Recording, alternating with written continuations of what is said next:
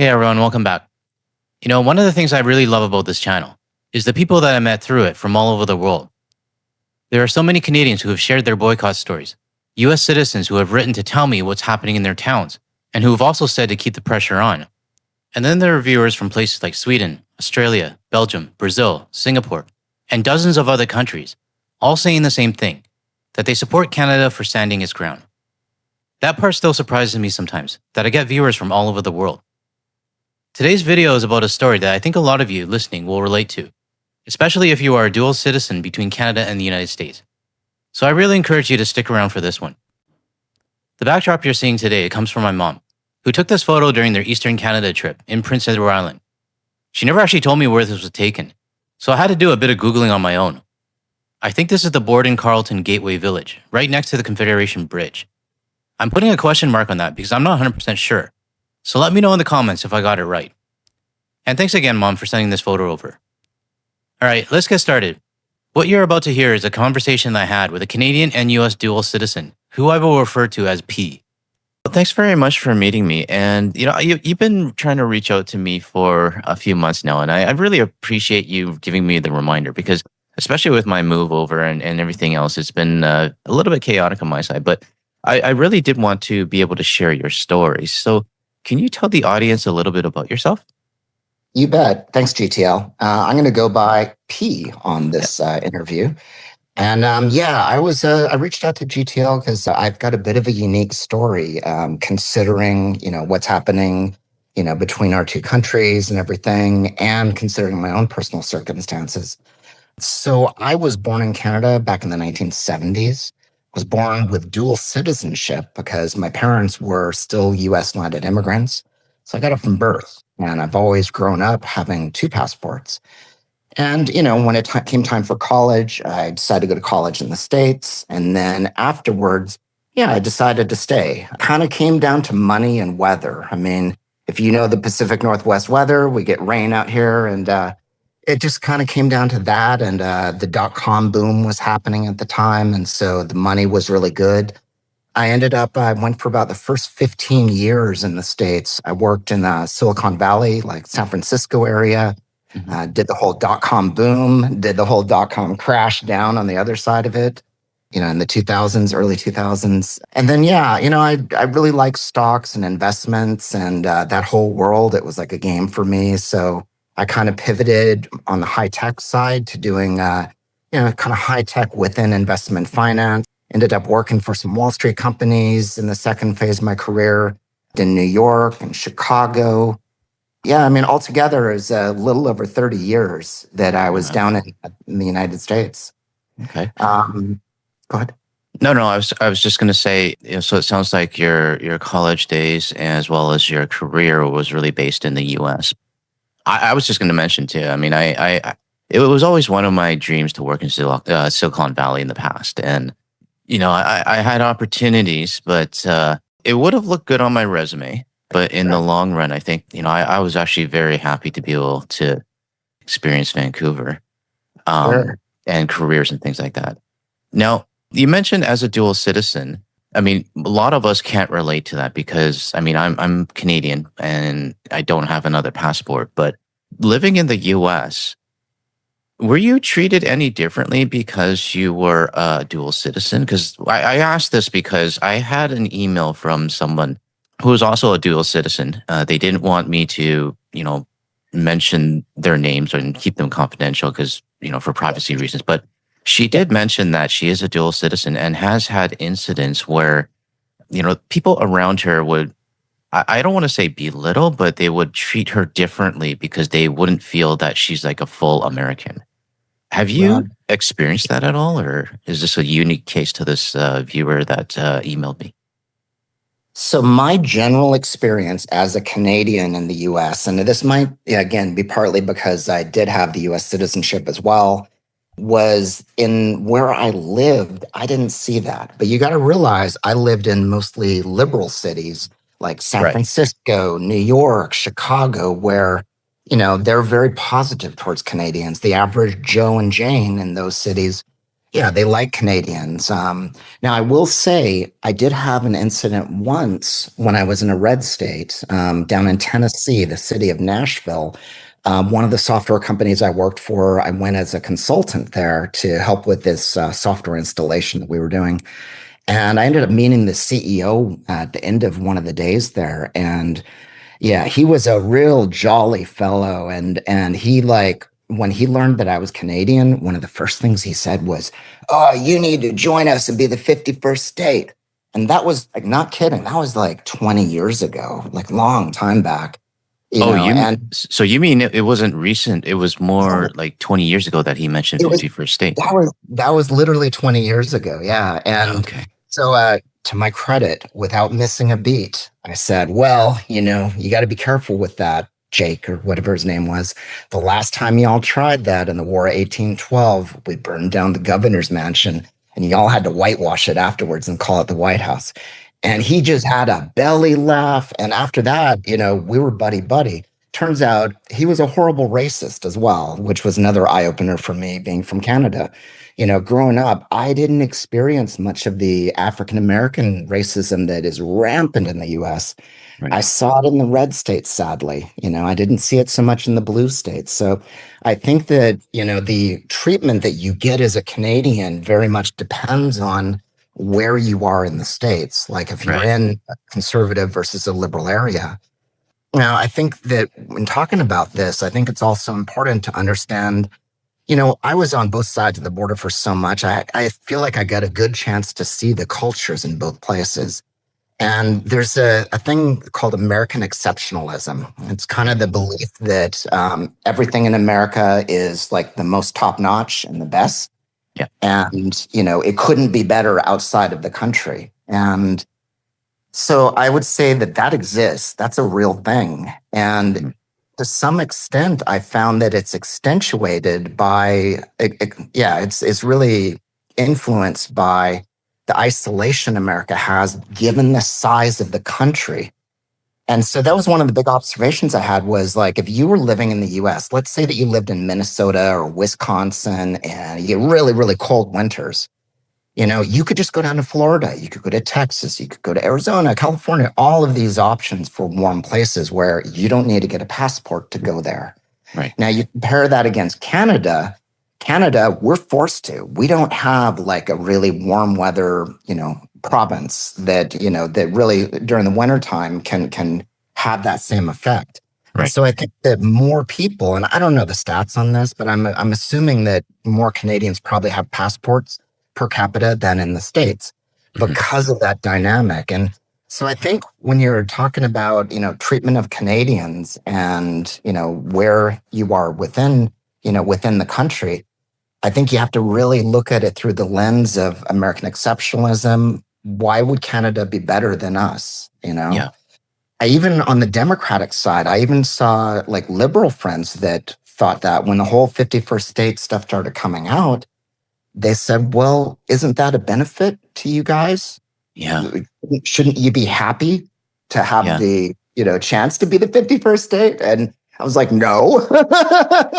Yeah, and that's what's I mean, I don't know what it is. Like lately in the last like 2, 3 weeks in my channel, I've been getting a lot more comments, not from Trump supporters or people from the far right saying that you should be the 51st state, but it's subtle comments that, from non-Trump supporters stating that the comments are more revolving around that, hey, you should be supporting the businesses that are hurting because we didn't vote for Trump, right? So it's, in my opinion, it's a little bit of exceptionalism because they are insinuating that Canada is the one that's hurting and that we should be supporting, the US, which I'm finding it a bit weird. I don't know if these are bots, but I just noticed it a lot more in the comments now. So It might be bots, in this day yeah, and who age. knows? But you're right. I mean, I asked this question because I mean, I do read,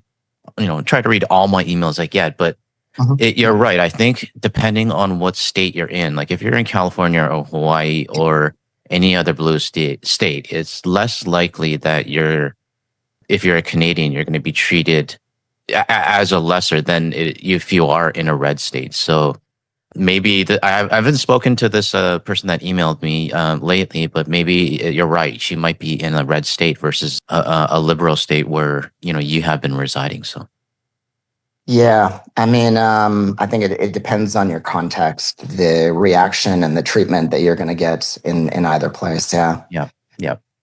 So moving on, I mean, you sounded like you had your education as well as your career in the United States.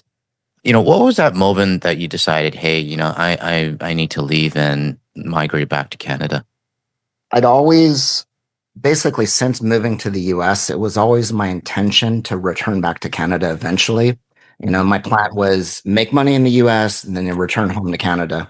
Yeah, Um, Really, like given the worsening conditions that we've seen recently this year in particular, I made the decision that I was going to accelerate my return. I right. wasn't really planning on coming back for a couple more years, but recent events really, kind of left the writing on the wall for me.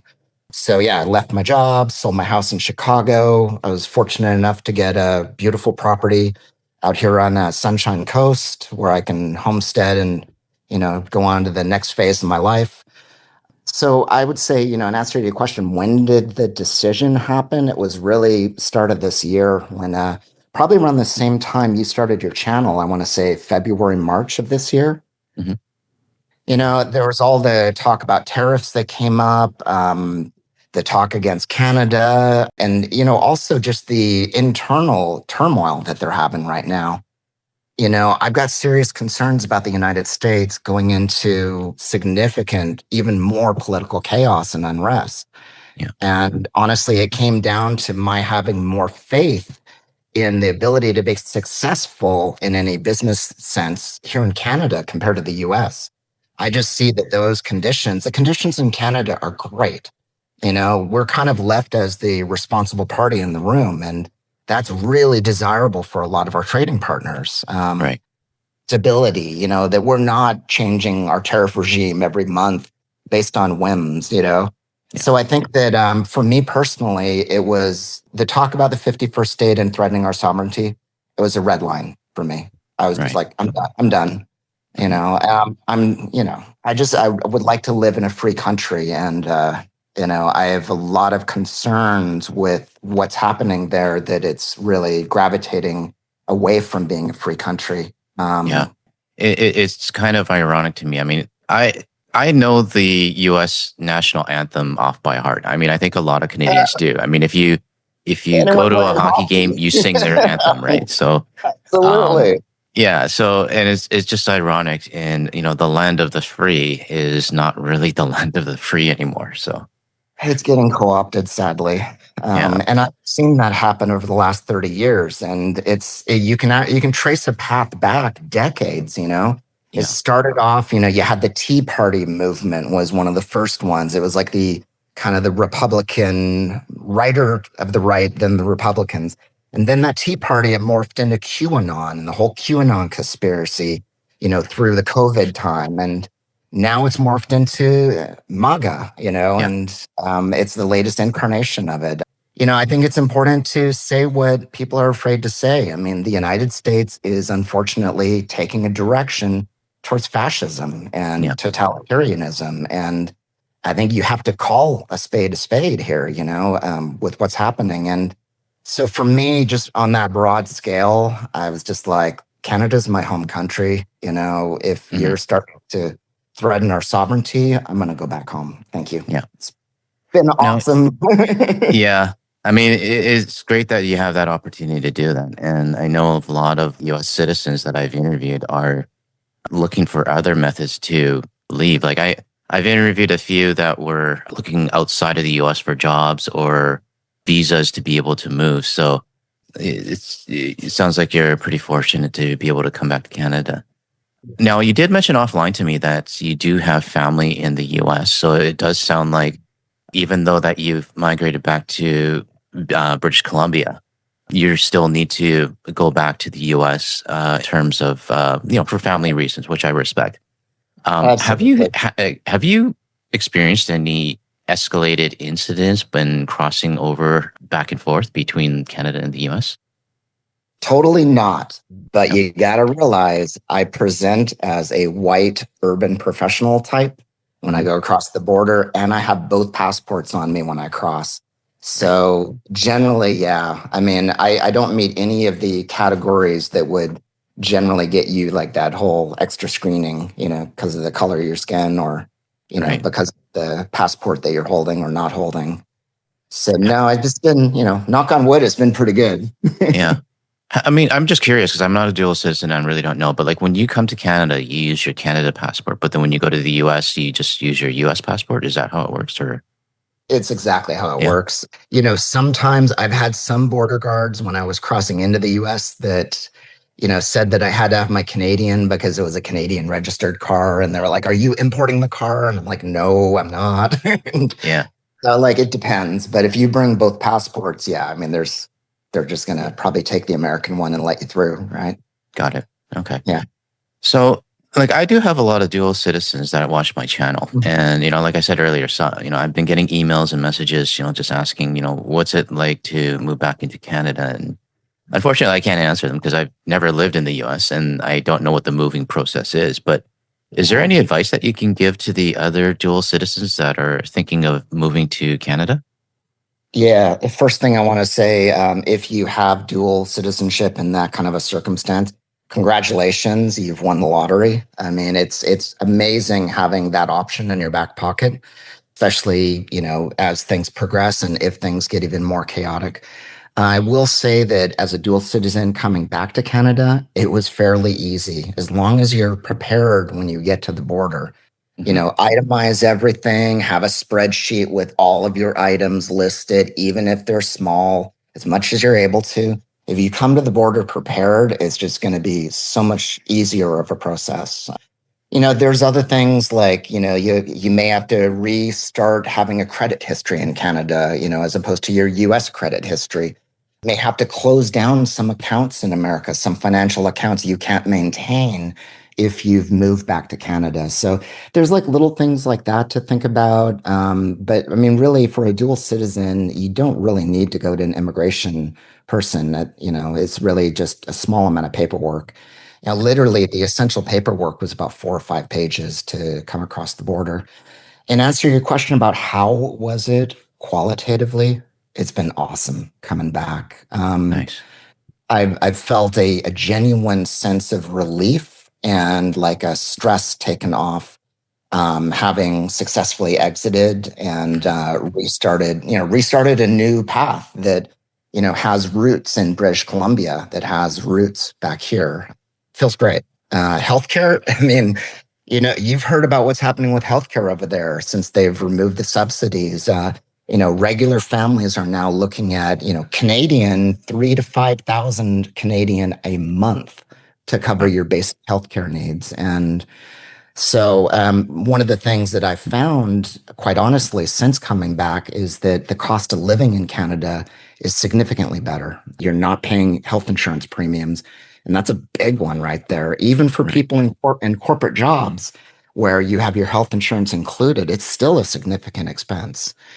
But yeah, I would say, the healthcare and the cost of living have been a huge plus coming back. I've found just my stress level's gone down immensely since getting back here and been a delight. That's good. That's good. I mean, obviously, a lot of us would not want to live in the U.S. with the current climate, and that we're fortunate to be looking from the outside in.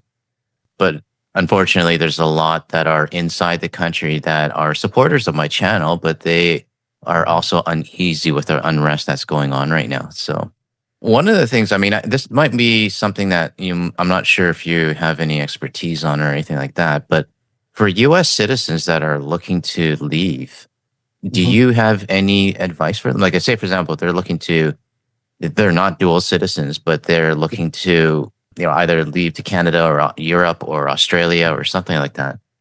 Do you have any advice for them and where they should be looking? Sure. I will say I'm not an immigration attorney, so Yeah. take it as my 2 cents. But from what I understand, coming into Canada, if you have a U.S. passport, they're going to be looking at your skills, your financial assets when you're coming in. If you are healthy in one or both of those, will certainly help your case. Um, I know that they have special visas that you can get for certain professions. So the medical profession, for example, you can apply for a medical visa if you're like a nurse or a doctor in the States. If you're in kind of practicing with that, it's a very similar system and very similar training on both sides of the border. They have, equivalencies with that kind of thing. If you wanted to come across to Canada, and certainly a lot of people are doing that, taking advantage of those visas. So they definitely have it for medical. They have it.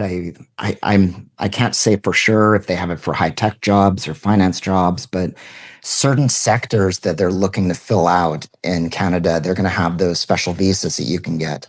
Mm-hmm. But like with most countries, if you have money to come in or you have skills, that's going to be your entry point. Right. Unless you can marry a Canadian. Yeah, that too, I guess. Yeah.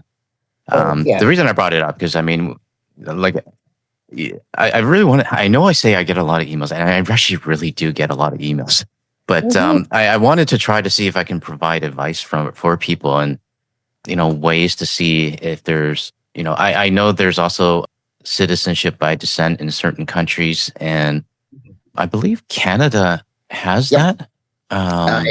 So I actually got Canadian citizenship from my daughter about a year ago. So I can definitely speak to that. You basically have to put in an application. If the child has at least one parent born in Canada, then you're eligible. I think you have to be born there. I might be wrong on that, but I think that was the stipulation. As long as you have one parent that was born in Canada, the child automatically is granted the ability to get Canadian citizenship. There's two parts to it. You got to get the Canadian citizenship, and then the passport is a separate phase afterwards. Right. But it's the one thing I'll say about that is if you are doing those applications, you want to follow the letter of what they ask you, because I had mine rejected a couple of times before it finally went through, and I wouldn't want anyone else to have to go through that. This was for your daughter, right? It was for my daughter, yeah. So she's still in the States with her mom there, and so in that sense, I'm not walking away from America in the sense that I'm still going to be visiting there, but for me, it's just I mean, as I said before, I'm done. It was I had a great time in America too. When I look back on it, I mean, outside of all the corporate and job and career stuff there. I got to see a lot of festivals across the country. I did like the Burning Man festival in Nevada a number of times. Nice. I feel like I really got to see the Americana side of America, and there were a lot of things I enjoyed. Yeah, Burning Man was always on a bucket list for my wife and I, but especially now we're like, okay, well, we'll scratch that for now. And right, I mean, there's other festivals and things that we can look at around the world, right? So. Absolutely true. Yeah. So, all right. So, I guess to close off this call, is there anything else? Actually, the last question I want to ask you, and you're free to provide any other input. But down the road, I mean, do you ever see yourself living in the United States again? Not living there, no. I think that time has come and gone. Great memories, great friends back there, but. Yeah, I mean, I think that living there is not in the cards for me going forward. I'm definitely going to be staying up here in Canada now that I've relocated. That said, I have family there and I have a lot of friends. I'll give shout outs to, San Francisco, New York, and particularly Chicago, my last home there. There's great people there, really, really great people. And they're caught up in the middle of this, unfortunately. Yeah, and I can totally relate to that too. I mean, most of my friends are in Hawaii, California, and Nevada, or Las Vegas. And you're right. I mean, they're caught up in it as well. They totally support me not visiting them. And, even some of them are trying to figure out ways to, migrate out, right? Because once they heard that, hey, I'm living overseas in a country that is not going through their political turmoil, they're like, that sounds really nice, right? So. But I think on my channel, I mean, most of my channel viewers are Canadian, and these internal issues that the United States has are things that we don't have to live through. But obviously, a lot of us still have ties in the U.S. and it keeps me a little bit grounded. That I do have to consider what my friends are going through, right? So 100%. yeah, And I do have faith at the end of the day that things are going to work out. I think that we're going through a very difficult phase for the world right now. But I have faith that, humanity and compassion and all that's good in the world will, come out ahead at the end of the day. It yeah. may take it may take a while though. This is just a mess that's You know, happened. I just recently had a call with Bill from the Bill Kelly podcast, and we actually Right. talked. Yeah, we actually talked about that towards the end of our call. And I think on an economic level, Canada, the U.S. will most likely stabilize, and it may take 5 to 10 years for that to happen. But Yeah. on the citizen level and the consumer and even the personal level between us regular citizens and them, Yeah. I feel that, unfortunately, as much as it pains me to hear this, I think once Trump is out, there will be Canadians currently who are boycotting who will most likely go back to the US. Not all of them. And I Yeah. do believe that a very good portion of us have a completely different perception of the United States right now, enough for us Yeah. to not go again. This is just my feeling. I mean, this is just my opinion, but once Trump leaves, there is still going to be a lot of boycotting happening. But there will be some that may still go to the U.S. right after that, and there's going to be a subset group of us that are still going to stick to our grounds. And I want to actually take this opportunity to let the listeners know that, or the viewers know that, you know there will be those that will continue to go. There will be those that will change their mind once Trump is gone and start to Mhm. vacation again. But I feel that the group that I am in, my view will not change. I will still not go to the US unless it's only going to be for friends and family reasons, right? So I'm not going to voluntarily go to Yeah. a trip because one of the things I know now is that there's so much else out there, right? I mean, Oh, yeah. especially now that I'm in Southeast Asia, there's so many different countries that I can go to right now. And I've like you, I've spent enough time in the U.S. I've explored it enough for my own, to feel comfortable that hey, I think for me that phase is over. And for Yeah. me personally, my next phase is actually going to be Europe because I have not explored Europe except for work. But that's the next phase of my life where I'm going to be exploring, despite whether or not the relations with Canada and the U.S. Improves or not. So If you get smacked in the face by someone and then you make up afterwards, you might be friendly, but you're not going to forget the smack. exactly, yeah, And yeah. it, And I know a lot of Canadians are not going to forget what's happened this year. So no, yeah, it's, in terms of a last message, I mean, Americans and Canadians, we came to this land, as part of the same, migration, and we've had our ups and downs. And I think at the end of the day, our two countries adjacent to each other, mhm, with the Native Canadians and the Native Americans and everybody, we, I hate to sound trite, but like, can't we all just get along? yeah, Like, I mean, I get it. The US is running short on water and we have a lot of resources, but you know, we've been there for the states, and frankly the states have been there for us in terms of their having such a huge military and providing that shield for us. I mhm, just hope that we can that cooler minds can prevail on this, and that the current rhetoric can tone down, and hopefully get a different regime and that respects democracy. yeah, yeah. Yeah. I guess we'll see. I mean, it's going to be a long another 3 years. I mean, it's hard to believe that I it know. hasn't even been a full year yet, right? So I know. which um, which is good for me. I mean, at least I know my channel is going to be around for another 3 years, right? So right. yeah, Yeah, the last thing I wouldn't mind mentioning is sure. just, this is absolutely a time for unity within Canada. Mhm. I have friends that are conservatives, I have friends that are liberals, and this is absolutely a time for unity. Yeah, And, shout yeah, out to Alberta. We love you guys. Please stay in the union, because the last thing that we need as a country is to get picked apart. yeah, And I don't want to have to pay health insurance again. I don't want to have to pay like 3,000 Canadian, 4,000 Canadian, for healthcare coverage that's not even that great. Yeah. So Yeah. there you go. Yeah. All right. Well, I appreciate your time, and I really do thank you for reaching out to me again. I mean, my inbox has been so flooded these days, and now that I'm settled in, I'm very happy to have this call with you. So do keep in touch, and Yeah. if anything ever comes up, and you feel that, hey, I think your audience might need to hear this, let me know, and yeah, well, I'll be happy to jump on a call with you again. My pleasure. Keep up the great work.